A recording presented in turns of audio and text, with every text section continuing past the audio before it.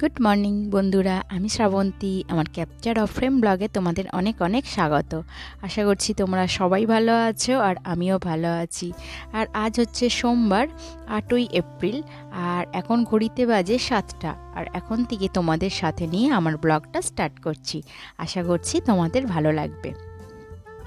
তো তোমাদের একটু ব্লগটা দিতে আমার দেরি হয়ে গেল, কারণ হচ্ছে আমার মেয়ের শরীর খারাপ করেছিল। তো যে কদিন শরীর খারাপ ছিল সেই কদিন তো আমি কোনো ভিডিও শ্যুটই করিনি, আর এইগুলো আগের শ্যুট করা, তো সেইগুলো এডিট করতে পারিনি। তো সেই জন্য তোমাদের একটু দিতে দেরি হয়ে গেল, তো তোমরা একটু ক্ষমা করে দিও আমায়। তো সকালবেলা ঘুম থেকে আজকে উঠতেও দেরি হয়ে গেছে, আর সকালবেলা সমস্ত বাসি কাজকর্ম তাড়াতাড়ি সেরে নিয়ে আর ওর জন্য টিফিন বানাতে চলে এসেছি। আজকে ওকে টিফিনে দিচ্ছি একটু আটার পরোটা, তার সঙ্গে একটু আলু ভাজা আর একটা ডিম সিদ্ধ।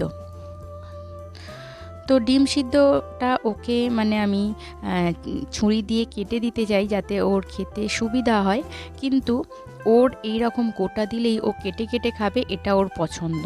তো সেই জন্য ওর যেটা পছন্দ সেইভাবেই আমি দিলাম। সঙ্গে 1 বোতল জল, টিফিন বক্স আর একটা রুমালও দিয়ে দিলাম। আর বই তো আগের দিন আমি গুছিয়ে রাখি, তো সেই জন্য আর সকালবেলা তাড়াহুড়ো করতে হয় না। তো সমস্ত কিছু গুছিয়ে ওকে দিয়ে দিলাম, আর ওকে রেডিও করে দিয়েছি। এখন ও পাপার সাথে স্কুলে চলে যাবে। তো মেয়ে স্কুলে চলে যাওয়ার পর আমি চলে এসেছি এবার বিছানাটাকে গোছাতে। তারপর বিছানা গোছানো কমপ্লিট করে যাব রান্নাঘরে। আসলে বাড়িতে যখন কোনো বাচ্চার শরীর খারাপ করে, তখন বিশেষ করে মায়েদের, বাচ্চা তো একদমই ছাড়তে চায় না, আর মায়েদের মনও ভালো থাকে না। কারণ যে বাচ্চাটা সবসময় দুরন্তপনা করতো, চঞ্চলভাবে খেলতো, বন্ধুদের সঙ্গে খেলতো, হাসতো, সে যদি শুধু বিছানায় শুয়ে থাকে এক জায়গায়, কোনো রকমভাবেই ভালো লাগে না। আর মায়েদের মন তো একেবারেই খারাপ হয়ে যায়। তো সেই সময় ভিডিও তো শ্যুট করতে ইচ্ছা করেও না, আর যে ভিডিওটা করেছি সেটাও যে এডিট করব সেটাও করতে ইচ্ছা করলো না। তো সেই জন্য ভাবলাম যাক, আগে আমার মেয়ে সুস্থ হোক, তারপরে সব কিছু।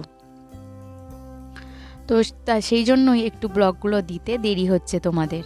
তো সেই জন্যই কয়েকদিন ব্লগ দেওয়াটা অফ ছিল। তো আবার যথারীতি তোমরা টাইম মতো ব্লগ পেয়ে যাবে। তো এখন চলে এসেছি এই ঘরের বিছানা গোছাতে। তো আগে সমস্ত শাটারগুলো সরিয়ে দিলাম, কারণ হচ্ছে তবে একটু আলো বাতাস হাওয়া পাবে, আর ঘরের মধ্যে আলো বাতাস হাওয়াটা আসাটা খুবই জরুরি। আর আজকে না একটু মেঘলা মেঘলাও করে আছে, আর সবজি মাছ সমস্ত কিছুই আনা আছে। তো কর্তামশাইকে আর একটু খাটুনি করতে হবে না, আমি আগেই সমস্ত কিছু গুছিয়ে রেখেছি। আর মাছটা আমি কালকেই ডিপ ফ্রিজ থেকে নর্মাল ফ্রিজে রেখেছি, যাতে বরফটা বেশি জমে না থাকে। আর এই পাতলা ব্ল্যাঙ্কেটগুলো আমার সারা বছরই বার করা থাকে, কারণ এই গ্রীষ্মকালে যখন এসি চলে তো এইগুলোর প্রয়োজন পড়ে। তো সেই জন্য এই ব্ল্যাঙ্কেটগুলো আমার সারা বছরই বার করা থাকে।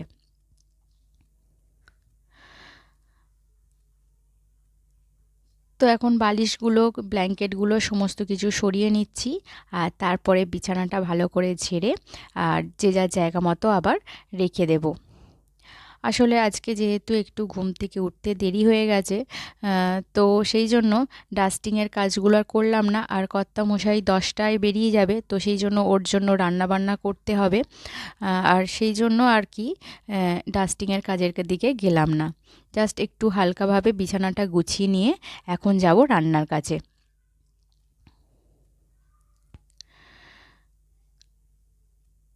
আসলে ঘরদোর পরিষ্কার করা মানে এই নয় যে সবাইকে সময় মতো সব কিছু করে দিতে পারবো না।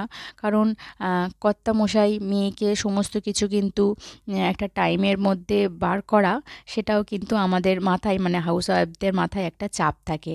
তো সেই জন্য যে কাজটা যখন করা দরকার তখন সেই কাজটার প্রতি আমাদের গুরুত্ব দেওয়াটা খুব দরকার। না হলে কিন্তু খুব লেট হয়ে যাবে, আর এতে কিন্তু সবাইয়ের রাগটাও বাড়বে। তো সেই জন্য এখন যে কাজগুলো ইম্পর্টেন্ট করা দরকার সেই কাজগুলোই আগে করতে হবে।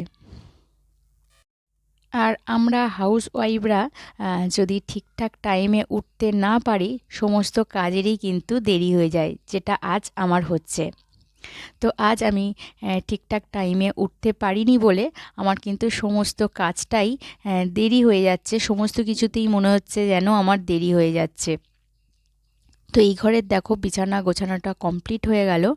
আর এখন আমি তাড়াতাড়ি করে সমস্ত রকমের সবজিগুলো কেটে নিয়েছি। আজ একটু ঢ্যাঁড়স করব, মানে ভেন্ডির তরকারি করব। তো সবজিগুলো কেটে নিয়ে এখন চলে এসেছি চাটা করতে। আর সবজিটা আগে কেটে নিলাম, কারণ হচ্ছে কর্তামশাইয়ের আস্তে আস্তে আমার সবজিটা কাটা হয়ে যাবে। আর তারপরে চাটা হয়ে গেলে দুজনে একসঙ্গে চাটা খেয়ে নেব। তো যখন আমার মেয়ের স্কুল চলে তখনই একমাত্র দুজনে একসঙ্গে চা খাওয়া হয়। অন্য টাইম, মানে যখন বাড়ি থাকে তখন কিন্তু আমাদের দুজনের একসঙ্গে চা খাওয়া হয় না, কারণ ও ওঠে দেরিতে আর আমি উঠি তাড়াতাড়ি। তো এখন চাটা খাওয়ার পর এবার চলে এসেছি তরকারি বসাতে।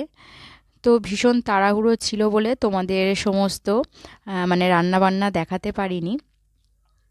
তো অনেক দিন থেকে মানে এর কী বলে নিম পাতার ফুল অনেক দিন থেকেই আনা ছিল, তো সেটাই আজকে একটুখানি ভেজে নিচ্ছি আলুর সঙ্গে মাখাবো বলে। তো কর্তামশাইয়ের খাওয়া দাওয়া কমপ্লিট হয়ে গেছে। তো আজকে রান্না বান্না করেছি ডাল, মাছের একটা ঝাল করেছি, মানে একটু রসা রসা, আর একটু আলুর সঙ্গে আলু ভর্তার সঙ্গে মাখিয়েছি নিম ফুল, আর মায়ের জন্য একটু পেঁয়াজ ভেজে মানে বেরেস্তা করে মাখিয়েছি, আর করেছি ভেন্ডির চচ্চড়ি। আর রান্নাবান্না যেহেতু তাড়াতাড়ি হয়ে গিয়েছিল, মেয়ের একটা স্কুল শ্যুজ কিনতে গিয়েছিলাম, কারণ যে শ্যুজটা ও পরে যাচ্ছে ওটা গত 2 বছর ধরে ও পরছে। আর এখন একটু পায়ে টাইট হচ্ছে, ভালো আছে কিন্তু ওর পায়ে একটু টাইট হচ্ছে। আর মোজার সঙ্গে যেহেতু পরছে, তো সেহেতু আরও একটু টাইট হচ্ছে, পায়ে লাগছে। তো সেই জন্য ওর জন্য একটা স্কুল শ্যুজ কিনে নিয়ে এলাম। তো আমি তো ভেবেই পাচ্ছি না যে আমার মেয়ের পা এত বড় হয়ে গেছে। আর এরপরে আমি আমার টিফিনটা সেরে নিলাম। আমি পাউরুটি আর কলা নিয়ে নিয়েছি। আর তারপরে চলে এসেছি কিচেনটা ক্লিন করতে। তো এটাই আজকে আমি তেল ঢেলেছি, তো গায়ে একটু পড়েছিল, তো একটু স্লিপ খাচ্ছিল, তো সেই জন্য একটু ভালো করে মুছে নিলাম। তখনও মুছে নিয়েছি, তো তখন অতটা ভালো করে মোছা হয়নি, তো সেই জন্য এখন একটু ভালো করে মুছে নিলাম। আর এরপরে দেখো আমি ওভেনটাও ক্লিন করে নিয়েছি।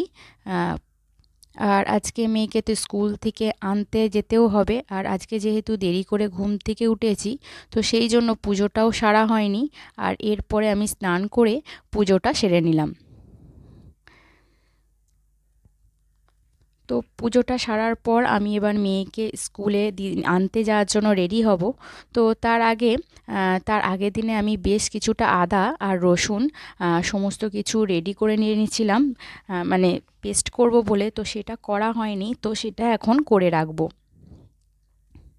এই পেস্টটা আমি ডিপ ফ্রিজে রাখবো, কিন্তু একটুও বরফ জমবে না, মানে এইভাবে রাখলে একটুও বরফ জমে না। মানে 500 গ্রাম আদা বা রসুনের পেস্টে 100 গ্রাম লবণ আর হাফ কাপের মতো সাদা তেল, সমস্ত কিছু একসঙ্গে পেস্ট করে নিয়ে আর রেখে দিলে এতে কিন্তু 1 মাস পর্যন্ত একেবারে আদা রসুনের পেস্ট খুব সুন্দর থাকবে, একদম কোনো কিছু নষ্ট হবে না, আর স্বাদও একদম ঠিকঠাক থাকবে। তো আমি আদা আর রসুনটা 200 গ্রাম করে নিয়েছি।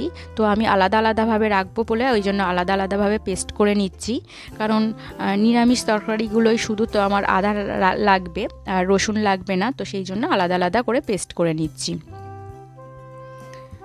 তো এবার একটা এয়ারটাইট কন্টেনারে আমি ভরে নিচ্ছি, আর পরে রসুনটা করে নেব।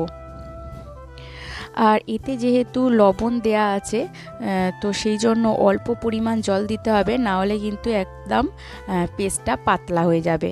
আদা আর রসুনের পেস্ট এখন ডিপ ফ্রিজে রেখে দিয়ে আমি রেডি হয়ে চলে যাচ্ছি মেয়েকে আনতে। তো বাড়ির মেন গেটে তালা পড়ে গেছে। আর এরপরে মেয়েকে নিয়ে একদম বাড়ি চলে এসেছি। আর আজকে না একটু বাজার কলকাতায় গিয়েছিলাম, ওদের স্কুলের পাশে এই নতুন বাজার কলকাতা হয়েছে। আর এসেই হচ্ছে ওর নতুন জুতো দেখেও ভীষণ খুশি হয়ে গেছে। তো একটুখানি ঘুরতে গিয়েছিলাম, দেখে ওর কয়েকটা জামাও নিয়ে নিয়েছি। আজ তোমাদের দেখাবো না, অন্য দিন দেখাবো। আর খুব জোর খিদে পেয়ে গিয়েছিল, তো ওকে স্নান করিয়েই খেতে বসে গেছি। তো বন্ধুরা, আজকের ভিডিও এই পর্যন্ত। যদি ভিডিওটি ভালো লেগে থাকে তাহলে অবশ্যই একটা লাইক কমেন্ট করে দিও। আর চ্যানেলে নতুন বন্ধু হলে অবশ্যই একটা সাবস্ক্রাইব করে দিও। আজকের মতো টাটা, বাই বাই।